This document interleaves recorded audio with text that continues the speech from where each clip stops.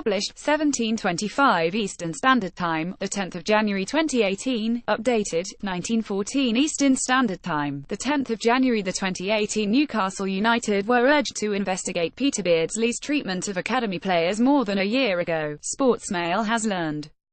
The club's under-23s boss has been suspended pending the outcome of an investigation into allegations of racism and bullying.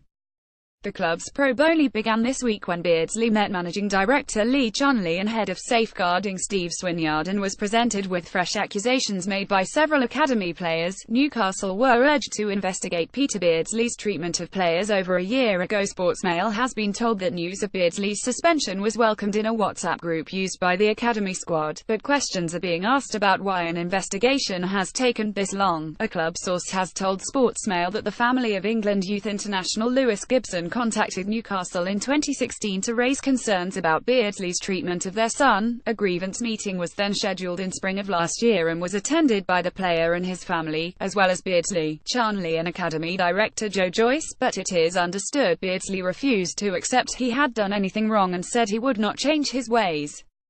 It was believed at the time that an investigation into Beardsley's conduct would follow, but it never did, even though the club were presented with a timeline of alleged bullying. The family of former academy hopeful Lewis Gibson contacted the club about Beardsley in 2016. Lee Chunley, pictured, and academy director Joe Joyce attended a grievance meeting. One coach, who did not realize the impact certain comments had on Gibson, later apologized, but Beardsley was allowed to continue in his role, and it was to the dismay of many within the academy when Gibson reluctantly left his boyhood club in the summer, joining Everton in a deal which could rise to £6 million.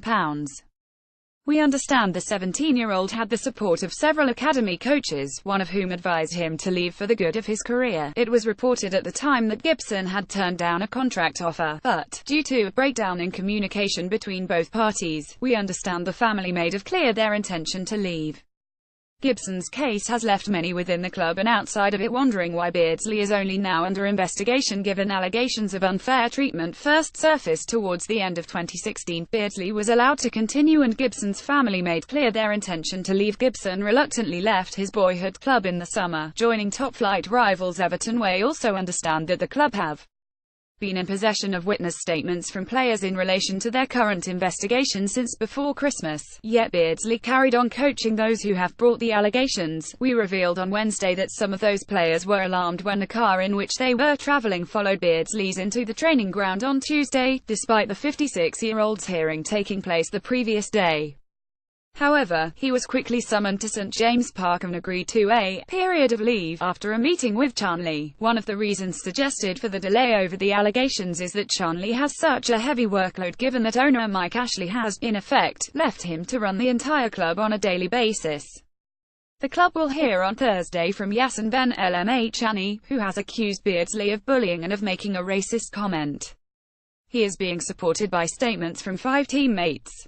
Beardsley denies the allegations. The club will hear from Yasin Ben Elmachani on Thursday, who accused Beardsley of bullying. Ben Elmachani also accused the under-23s boss of making a racist comment and is being supported by statements from 5 teammates.